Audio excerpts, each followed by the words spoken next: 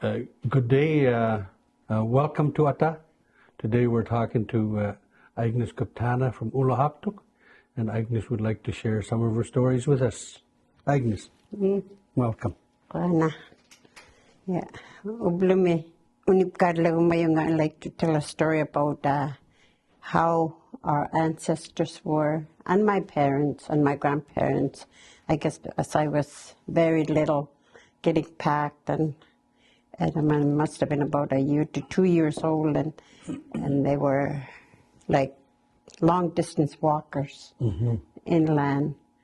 In the spring, they would go ashore from their winter hunting areas out on the sea ice, where they do all their sealing in the winter time when the ice is safe enough to go hunting for seals, so that they can also, when there's enough snow, to make their igloos.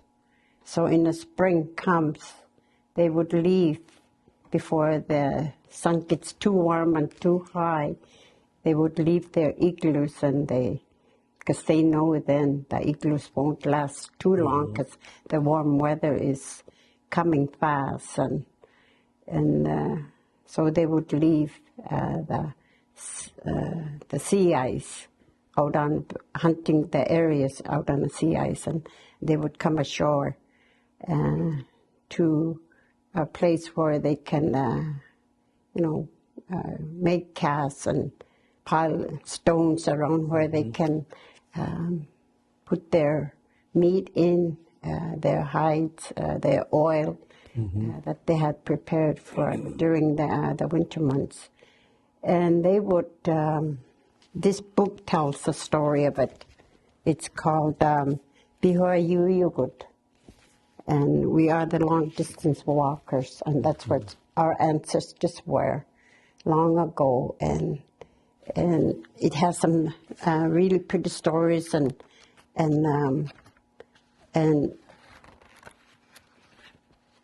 how in the spring they would come, they would hit into spring. Each spring we would move off the sea ice, and this was around Halhervik area, where my mother was born and raised. And this was in Prince Albert Sound. At Halhervik, we built and marked casts to store our winter clothes and tools. And when the snow melted, we walked to Goog and followed the river to Tahrior. Our ancestors left stone tent rings at Upinivik. The rings showed us where to camp. We spent spring here fishing, hunting birds, collecting eggs, and casting food. Like, that's what they have done. In the long winter months, they would come ashore, and this is what they do. And they would prepare a long distance walk up to a Tahrior area, where they would go along and look for caribou. And they would have pack dogs, and they didn't have very many. And maybe they might have 1 or 2 if they're lucky back then. And they pack, they have heavy weight on their back, and whatever they have, they go each day and try to make it to their destination, which is called Tahrior. And that's where they would do their caribou hunting.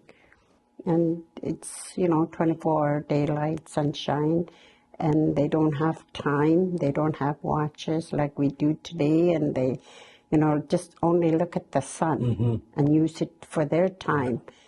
And that's how they lived. And I know, according to my grandmother's stories and my mother, and it was a hard life, but, and also it was a good life for them. A good life. Because they had everything. They didn't need to worry about, anything else, because they had it there. So they would walk up each day, however long distance they can take. They didn't rush. They go at their pace. And they would look around, and when they get hungry, they would stop, and they would eat with what little they have on their back. Or maybe along the river, the Goog River that they're talking about in the book, that they would maybe spear or look around, and even, it's a springtime, so the geese and birds are back. So they would be looking at, looking for eggs and picking up eggs, and they would pick wood here and there, whatever little dry wood there is, and they would make a fire with 3 stones together and make it's called kishuk, and they would look for ikutix, which is kind of a dry moss-like, and it burns really fast, even if it's a windy day, and they would boil their eggs if they find some eggs, whatever little they can, and if they're lucky, then they would get a bird or 2 and pluck them and cook them on an open fire there. And I'm sure what they have, they didn't have no pots and pans, so what they would have back then is carved stones that they carve to make a cooking pot. And they don't break, and that's what they carry on their back, and their ulus and their knives. And when they make this fire, women would be busy plucking, and they would be sitting around the fire that they have, and they would pluck and get their lunch ready and their meal ready, and maybe the men would be sitting on the side, looking at their bow and arrows, and just to make sure that, they're always looking around to see if, they see animal walking or a bird or anything, or even a rabbit. And while the food is cooking and the kids are, maybe helping here and there, because that's all we did back then. We learned from what we see and help our parents, our grandparents, and what we're told we, do, and that's what we did, because we listened to our grandparents, and that's how we learned. And the other book that I will be talking about later, it's called Inuvialuit, and that's like part of us that learn what we see and we do from our ancestors and from our parents and from our grandparents. And so they would, once they have a good meal, boiled eggs, geese or ducks, whatever they cook, then they would, they're nice and full, and they would rest for a bit, they're always telling stories. There's never no ending to stories whenever they sit down, what they did for the day, how did their day go, and and they're always looking to see, the weather patterns, how the weather will take for them as they go along. And once they done again, then they would get up and put things away and get ready again and move on till they make it to where they want to, try and look for caribou. And when they make it to Tahiriok, they would maybe just have caribou skin tents, or even seal, and they call them tupik, and they just put up with like a little teepee with their fish spears or hooks, long hooks, and whatever they can find, or even their unak, and they're put together in 3, and they would put out this dried skin, or even seal skins that are sewn together to make a tupik. Same thing with the caribou hides, the some caribou hides. And they would put stones around, and according to my grandmother's stories, what she does in my days when I was growing up out on the land, following the seasons and the animals, she always cooking outside in the open fire. It's called kikhook, the way I was telling you earlier in the beginning of the story. And she's always cooking. And there's river, and the kids or someone would go and get water, and what they have is bags that are sewn together from hides inside out, sewn from inside and sewn from outside with a little handle so that they can use these to go and get water. And they would walk around, women would walk around and look for thin stones that are really thin along the side of the rivers so that they can gather them together, make like a mat so that they can eat on it or even cut up their fish or their birds or their geese, whatever they catch. And that's how they lived. And when they go up to Dahiriok, a place called Dahiriok, and that's where they would camp. And it's a really big lake, and I've never been to it, but from the stories that I hear from my grandmother, my grandparents, and my mother's side, and my parents, that's where, a lot of the people lived back then, and following the animals and the caribou. And when the caribou is migrating from south to north, and then that's when they hunt them. And whatever they can get, they prepare their hides, dry their hides, and they would make dry meat, and once everything is all dried and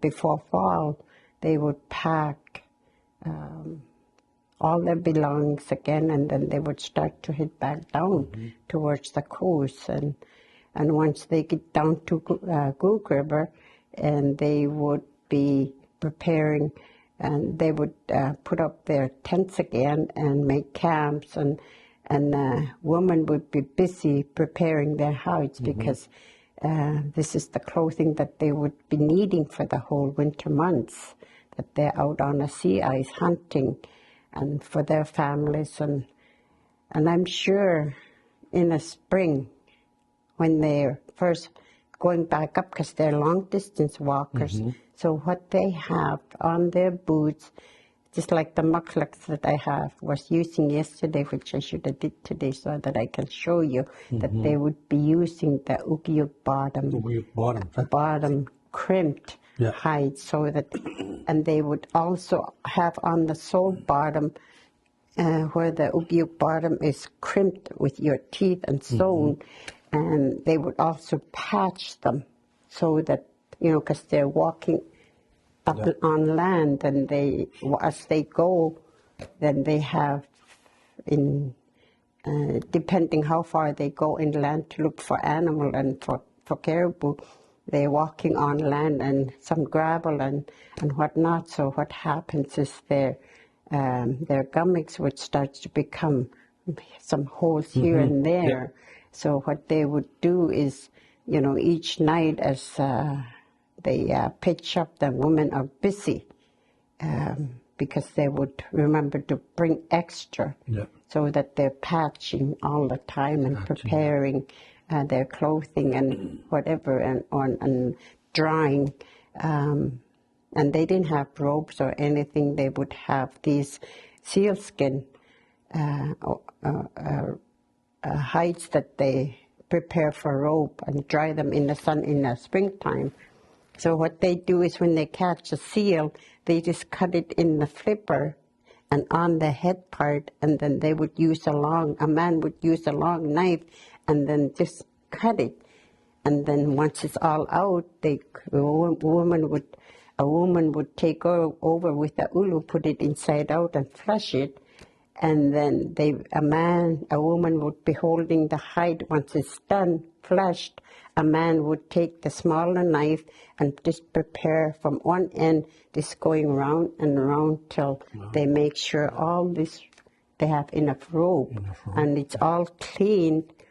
And they would stretch it long distance outside, and the sun would dry that.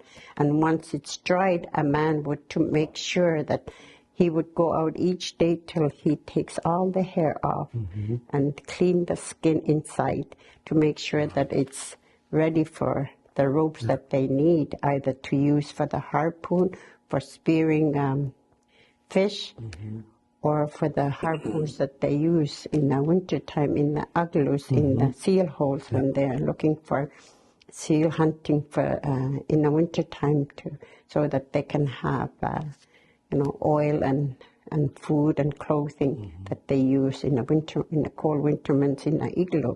But back then, our people, they did not know what was cold because they were so just warm. They were always dressed warm. Always warm, yeah, like with the caribou hides and caribou clothing, the muklaks and the mitts. And this is what they prepare in the fall time when they go back down. But before they go back down in the river, in the mouth of the river, in the big lakes, they would stop and they would, also do some fishing. And that's when the fish are going back up in the fall time to the lakes to spawn, especially the Arctic char. And then they would make stone casts, like, make a weir with stone, just piling them up so that when the fish are going up and the river is going, then they're full, but they only have little certain openings so that the river water is still going and the fish is going up, but then they're in this stone weir that's made out of rocks piled up, so that they do all their spearing, and that's where they make all their the men and women would be helping spearing and catching fish, and they would have all these skin, the rope that I was telling you about, and they would have a loop of made out from either a back leg of a caribou, like the buttock part. They make so that they can just put it through the head, fish head, and they would have a long line. And once everything is done, it's still daylight before fall, and they would make all their dry meat and dry them, and then they have a lot to pack down when they're walking back down to the shoreline, and to prepare all their hides and their clothing. And once they reached back down to Cook River, then they would be busy. Even the men would be busy scraping hides so the women can start making clothing.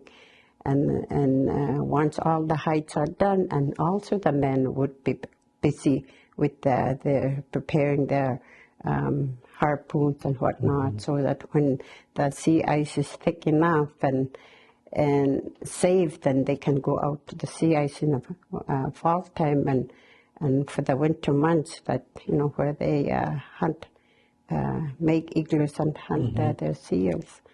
And in between, before they go out, they would celebrate. They're always celebrating. And they would be drum dancing, they would be feasting, they would be storytelling. And the little children are always, sitting down and listening. And it's, everybody is always in the language. It's all in the language back then. And from a little child on, everybody, speak the language. They speak the Inuit, and maybe we have some people who speak little Inuvialuit, because back then we had people the Inuvialuit people that came from mainland, like they come by ship, by schooners, and they're traveling, and they're camping, and they're trading, and that's how they helped each other back then. So they picked up the language. So you would hear different language, because when I was growing up, I see people do come from Western Arctic, even in the summer or fall, and in the winter, especially in the spring, for like before Easter comes there, or even for Christmas, they get together, and we see, we know because they Inuvialuit from the west, because they would have a debauking, and their dogs are just one dark line, one ahead of each other, and Well, that's and how I some of grew up. Was like that. yeah, Had one dog. yeah, Everything. and that's how I see Yeah. there. It's different people coming. They call them Tuyongmiat, Tuyongmiat Tikilakpur, meaning that we have visitors from the west, called Olinangmiut. Yeah. And we know because we could also hear these, the little bells on some harnesses that they have. And it's exciting, and for the people would go out and they would greet them. And somebody already would have hot water on a kurlet, and there's always food ready and cooked, and they would go meet them, and as little kids were scared because, we don't know them, but we would follow behind our mom and dad. Sometimes our dad would be holding our hands and telling us, Taki, kaikoin, Inuitikilakpun, come on, follow us. He said, let's go and greet these people. They're our visitors, and they're Inuvialuit. So we would follow them, and we see that they communicate, they know each other because, this is not their first time coming in. And they would welcome them and help them tie down their dogs and welcome them to their igloos and bring them in. And neriguiti, they would be calling. Neriguiti, they would go out and they're always calling for somebody else to come and eat, or tea, it's time for tea break, or eat time, and they would say neriguiti. And when you hear that, people do gather and they bring a little bit of something, and maybe somebody might carry a bannock, like, in those days. By then, you have Hudson Bay and Father, the Roman Catholic mission, and those were about the only people that were in Ulukatok back then, along with maybe 2-3 families, Jacob and Agnes Neriyok and Jacob Nipalaryok, and who was related to the Alikaks here. And of course, there was Wallace and Agnes Goose and the Memoranes. Those were the only few families. Everybody else was out on the land. So they knew the language. So what they do is, they would be telling stories, and the children would gather, and they're sitting down, and whenever you hear somebody telling stories, you just sit down and you're listening, and you can remember, people exchanging. They're laughing. They're always laughing, and they're eating. There's food on down there, and tea is on, bannock is on, and somebody else would bring maybe dry meat or dry fish, or maybe a pot of cooked, boiled, fresh meat, such as caribou or seal or young seal, and they're eating and they're feasting, and after that they relax a bit and tell more stories, and the drums dancing begins, and that's where they celebrate before they head out to the sea ice. And just get back to when I first seen the Inuvialuit from the west. We were in Ulukakto, because Holman back then, it was called Holman Island. I don't know why it was called Holman Island, because Holman, the island is about 7 miles away from the town, but it was called Holman Island. And I remember, people getting excited, and this was around just before Christmas back then. The weather, it was like minus 50, 60 below. It was very cold, but again, like I say, growing up, we didn't know what cold was, because we grew up out on the land, raised out on the land, following our parents. They follow the seasons, the animals, and we're dressed warm, and we're always busy. If our chores are done and the story time begins in the evening. but I remember exactly the day, somebody started hollering, out loud, out loud. Tuyong meatigilakpot, meaning that, it's the visitors are coming from Inuvialuit, from the west, and you could hear these. And in the evening, before it get dark, if it's a cold day, you could hear a dog team from long ways going cha cha chi chi, and you could hear the sleds or the bargains, the snow. You could hear it, and they're coming, and there's more coming in, and people are excited. They start to gather. They start to walk where the igloos are, and then they start to walk together, gathered together. And when the dog team stopped, they would anchor and they would say hello, and they're excited because it's not the first time they see them. And I remember them so well that they would go in to eat, and they would help them put a tent up. They would have double tents, and that was the first time that I ever start seeing double tents. Yeah. And they would help them, and they would give them, somebody else would bring a seal meat, and they chop it for them, and they would feed their dogs, and again they gather, and they get them back, and Inuvialuit would be telling stories of their long distance travel coming in for Christmas, and people do gather for Christmas back then, whether by then it was already in Holman Island, and because before there was Hudson Bay there and the Roman Catholic mission, then the place where they used to gather back then was at Walker Bay. And of course, and I guess there was a small Hudson Bay post there too, so it was like a stop area for both Inuvialuit and Kangmalit. Trapping areas, and that's where they would go for supplies. So people, after they shut down there, and they opened one up in Ulukaktok back then that's where the people would be gathering for Christmas and for Easter, and that's when I remember so clearly that, and I think it was Angnangnak and Asakpan, and I wouldn't remember the others, but they knew them. And they would come, and they would spend Christmas there, and people would gather, and people would have service.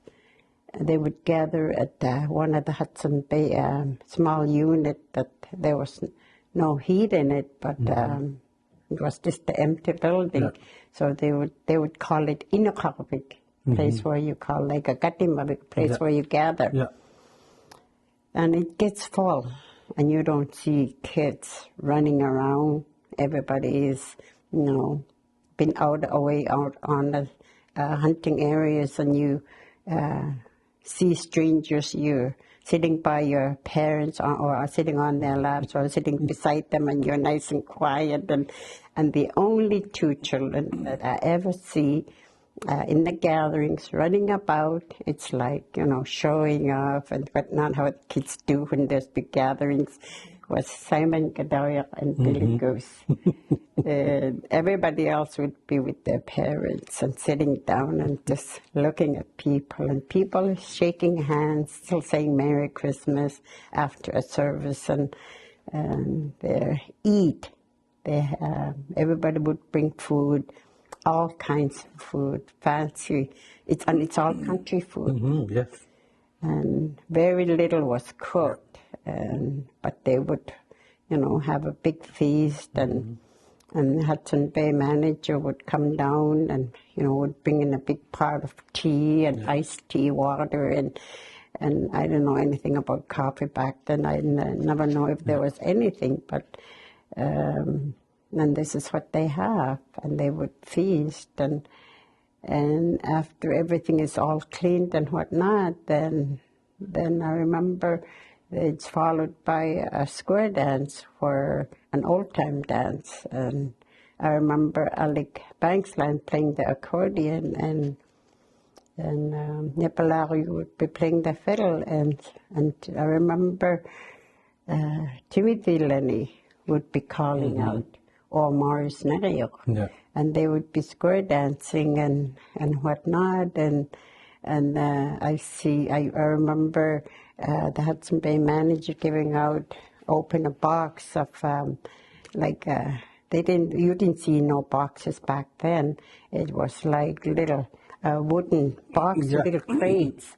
Like he would put in chocolates and candy and whatnot, and open it and walk around and try and give out some to the children. But to us, we didn't grow up with it, so we didn't know what was chocolate or candy, because we were raised out on the land, and our treats were like dry meat and whatnot, and sure, grandparents or mom and dad or dad, when he goes in for supplies to Holman Island back then, would maybe buy a box of snack bar and a box of juicy fruit. Yeah. And it lasts for a long, long time, because like I said, we didn't grow up with sweets, so we didn't know what was chocolate and candy. So when the Hudson Bay manager is going around the room trying to give out, but the mom and dads are picking, but us, children, it didn't bother us, because we didn't grow up with it. We didn't know what it was.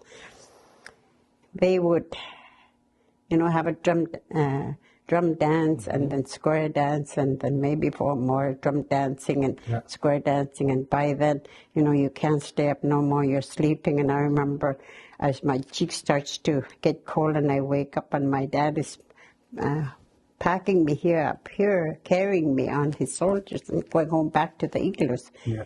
And it's like the morning comes really early, and you could hear dogs, because people are getting ready for a big race. And you could see these visitors.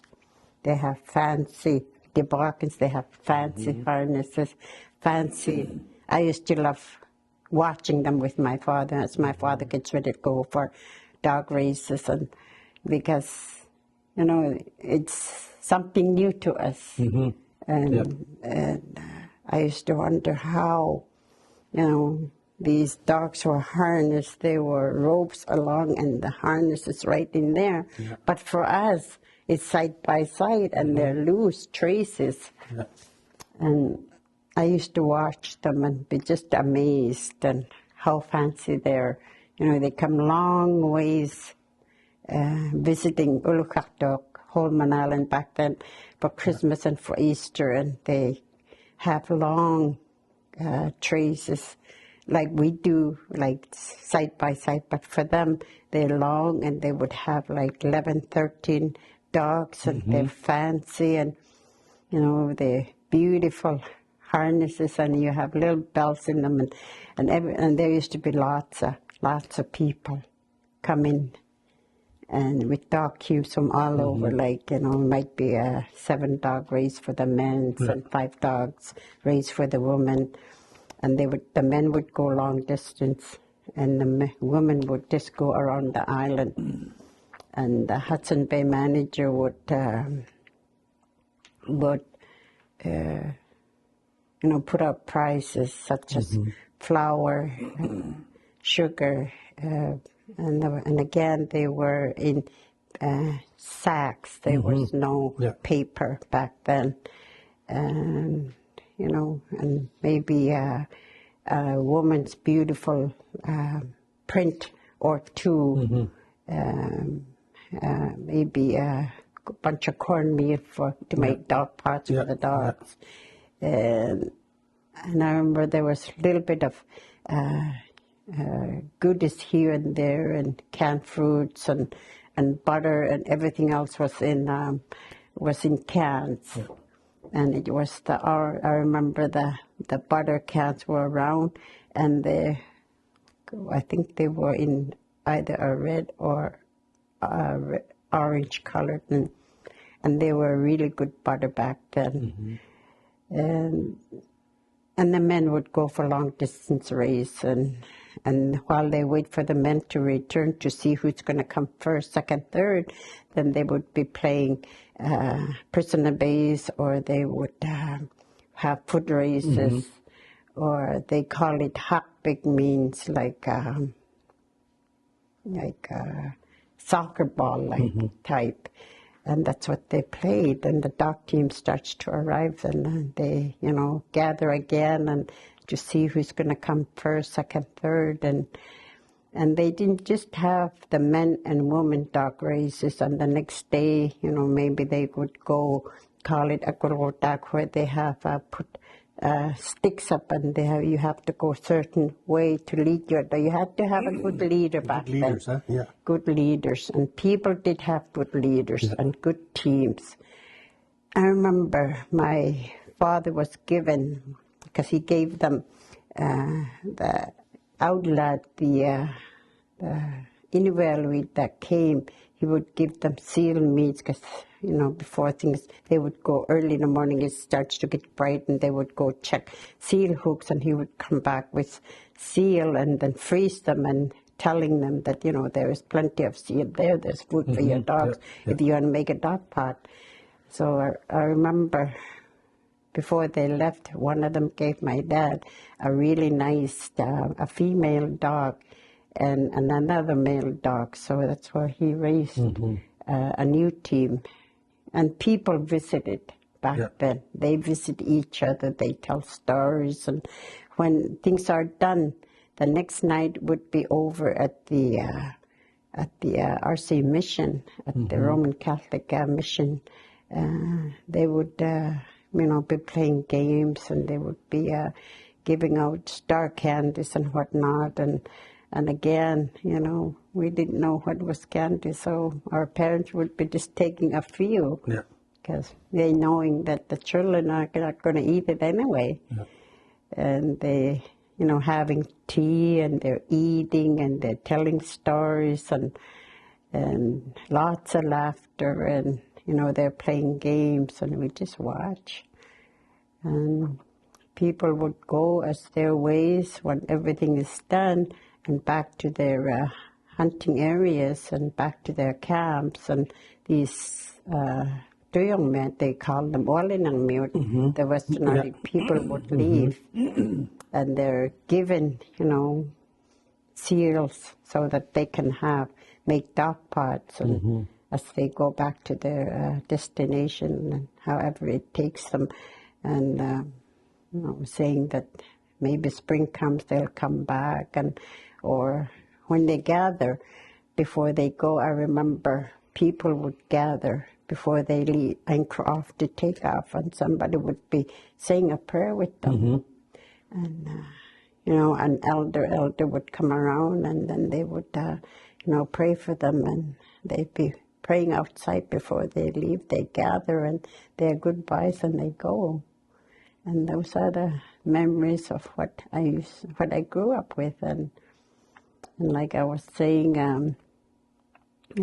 our Inuit were the long distance walkers, and so in the winter time, when they get in from up land and they go down to the coast, and when the sea ice is safe enough and thick enough to travel on, and enough snow to make their igloos, then they would go out into the sea ice, and they would build igloos, and they helped each other, and before you know it, all the teams, all the outlaws, the families have igloos here and there, not together, but in some distance, where they would find a certain snow to make a good igloos that would last a winter before spring, and that's how they did their seal hunting, and out in the seal holes, and they walk, and they may have,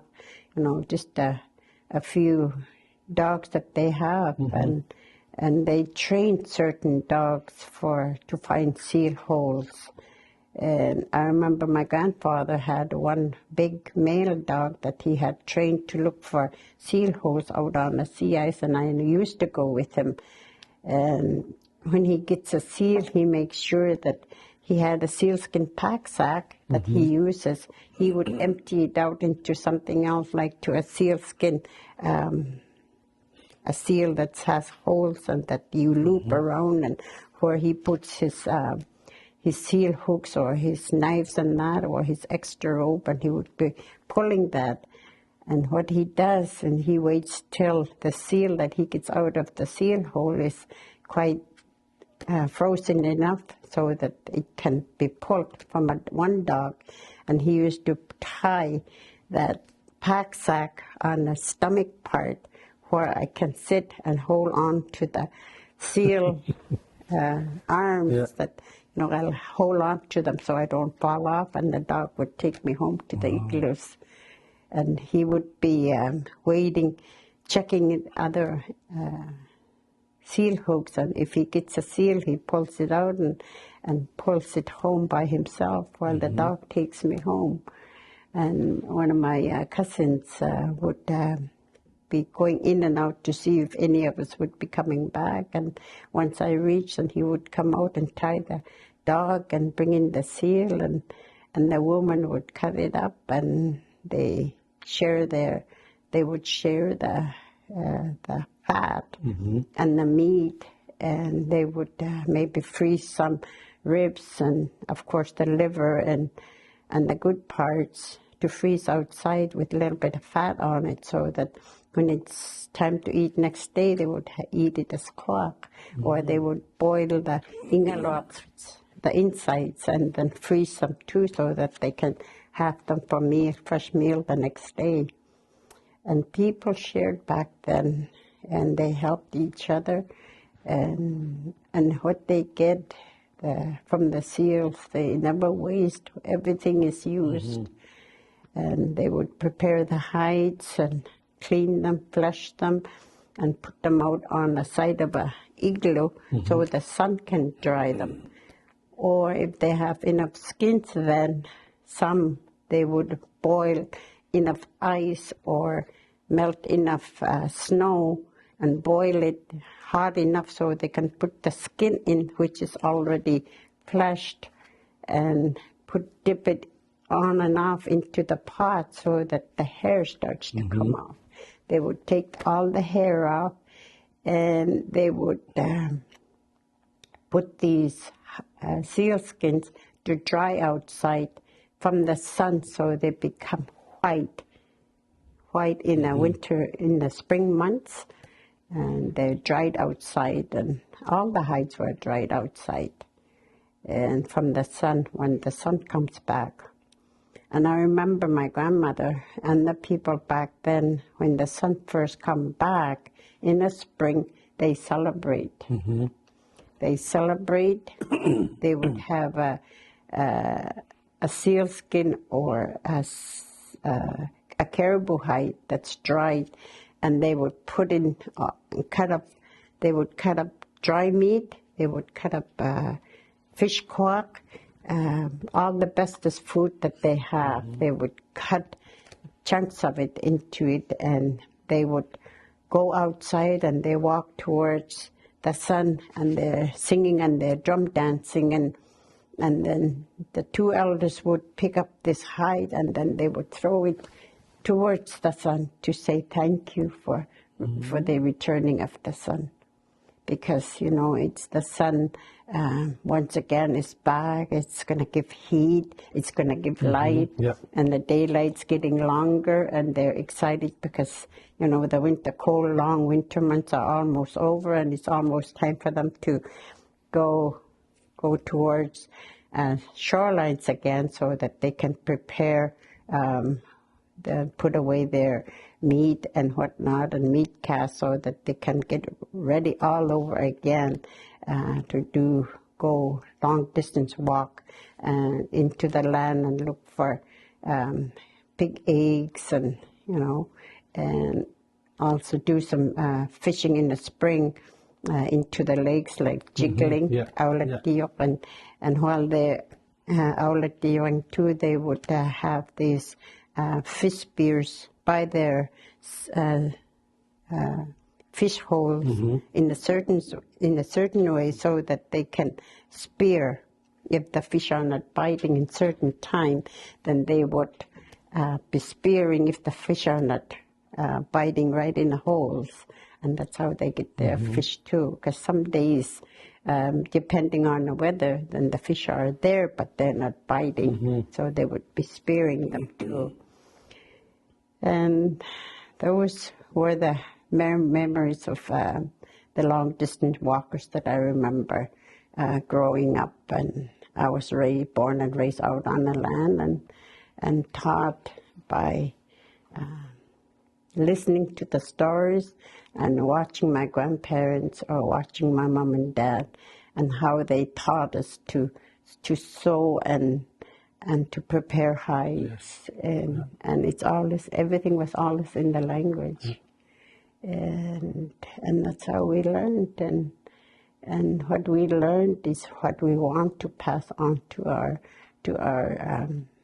youth and to our grandchildren of today, so that when we are not there for them in the future, then they know that what they have learned from the elders and from their parents and their grandparents, then they can live it, try and live it, and maybe not the full what they are taught and told, but at least, they can still know their culture and their tradition out on the land.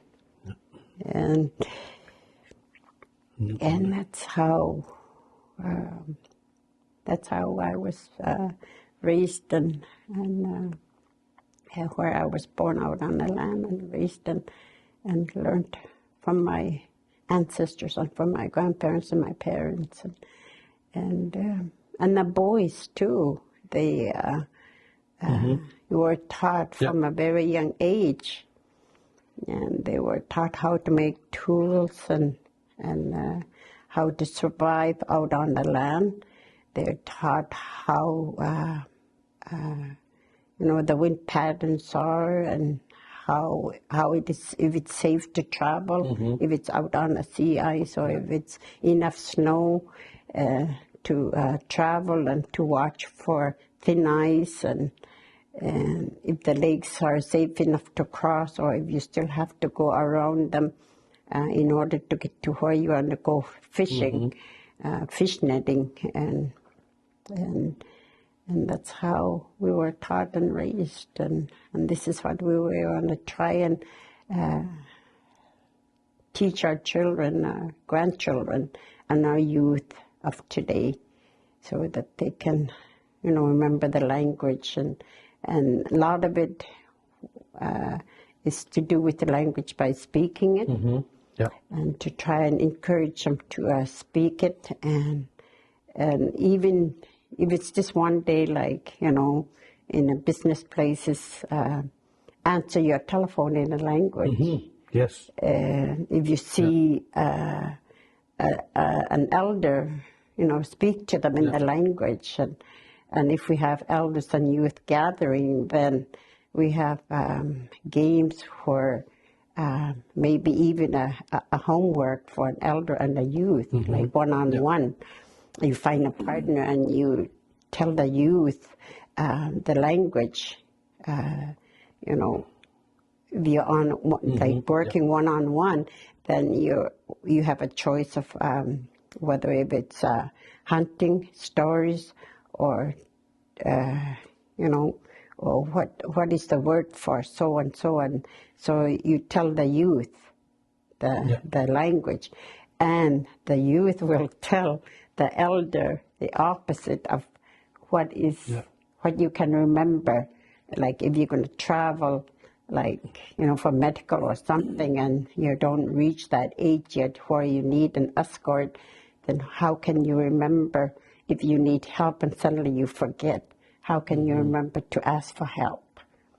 And, the English part, the English word for it, how can you remember it?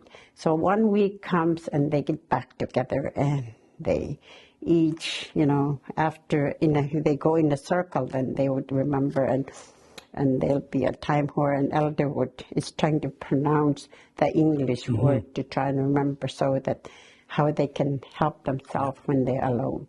And they have to travel out for medical, and the youth, and they would tell us how they used that word.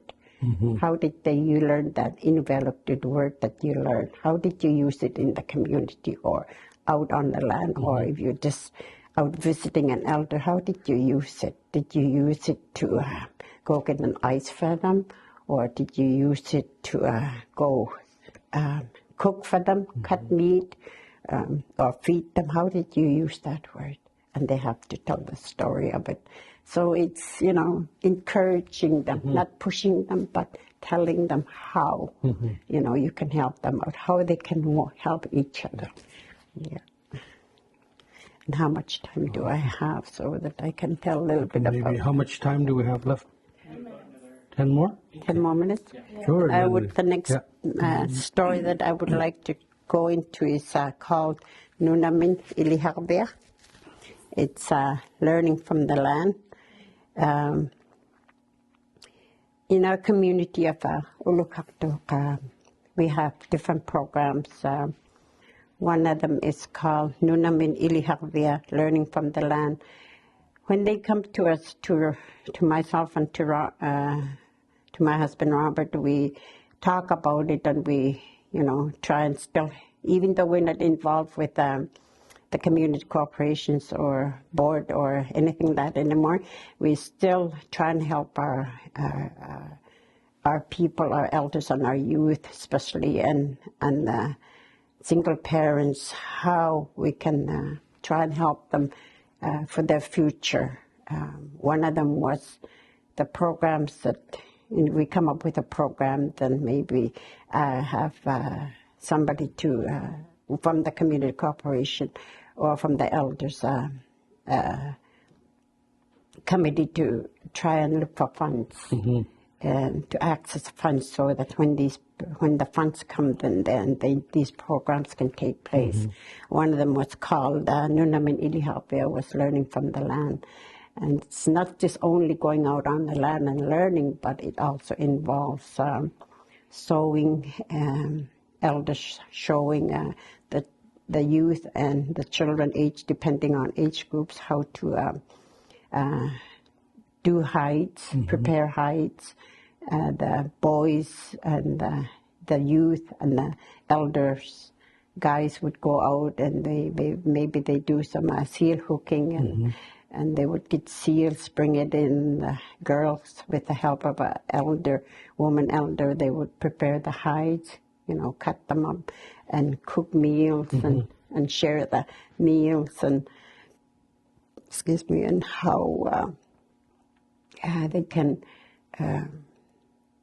prepare meals and the hides together, so that once the hide is dried and they can prepare it maybe in the sewing group, like soften it, scrape it, soften it, and use it for maklaks, for gamiks, and maybe somebody else would prepare when somebody gets a ukik and they would donate it, and then they would have the youth help with the elders prepare it and dry it, and if it's a young ukik especially, because they're good for easier to crimp for our young people, so that they work together and do these hides. So they would have sewing groups. And another one under this program we look at is how the young men, our youth and the elders would make tools and use these tools to go out on the sea ice or go seal hunting and make nikhik, the seal hooks that you make from a plain metal, pound it, and then you bend it, and how you make it into one hook, and then you would have three of them together, and how they prepare them and use them to go look for seal holes. And there was still enough dog teams yet now. Not now, but back then, then somebody would take children out with a dog team, and they would have maybe one trained dog that they use to find seal holes. And just by sniffing, they would encourage the dogs, and then the youth would take this dog, certain trained dog, and to go look for seal holes. And when they do, then the youth would, the elder would help a youth to put in a seal hook, and a few days later then they would have enough students from the school that are interested to go out and have permission from their parents with a paper signed, and they would take them out by the team and go look at these books and to see if there's any luck. Or another one would be muskak hunts, and where they would have sleds or skidoos to take the children out, and towards the spring, it's like one thing where the elders and where youth go together and out on the land and just learn about the stories, the language, and drum dancing, and how the life was long ago. And they listened and they learned, and they, it's like their homework where they write down, and when they go back to the school, then this is what they report, what they learned out on the land. So it's all different programs that I just picked up this book to see and to share what we do, because it have all different youth, not only youth but the young adults too, how to make tools down here, so you can see out on the sea ice. This is the unaks and the spears that they have. This is what they do. And also another one would be sled making. So this is all different things that they do from this book. And another one is, where they take the children out and the survival skills and the weather patterns. Yeah. So out on the land. So that, they know how, and we still have a few elders that do go out and they, meet together, and they would, so that when the youth go out, they know what to expect. Yes. Like what the weather going to turn out into today, what the weather, what it's like, how you can tell if it's going to be a good weather or a bad weather, if a storm is coming up. Are they also? They're also teaching the youth how to make the igloo. Igloos. They make the igloos. Huh? Yes. Robert does that. Like he gets together with the youth, and they would build igloos. Yeah. And once igloos are kulak making, and kulaks are done, and they would put in. And they would make one small one and one nice big one, so that they can bring in a kudlek and have them dancing in there and eat in there, just like the old way. And this is to show and tell the story same time, and eating and telling stories in there, and drum dancing, and they take turns. The group will go, and maybe the next day a different group will come, and different elders, so that everybody gets a chance to give their story. So we try and carry on these programs, and all through this we try and use the language, but if sometimes the language is too strong, or if it's old wording or the own language that they're using, then you got to explain and again in English to the young people, so that they can understand that they are using the old words, because there is old words and different new words that we hear from visitors we get from the Kidamir area, and how we share especially the Inuvialuit, because Cambridge Bay, Joe Haven, and Korloktor and Ulukaptor, it's Inuvialuit and some Inuvialuit. So there's little difference. There's always that little difference in the language. Same meaning but different wording. A little different. Yeah. That's Ata for today. And we'd like to say Koe Naini to Agnes Kuptana for sharing her stories. Koe Naini, Agnes. Sorry, I just got hit. Okay. Koe Naini. Claro.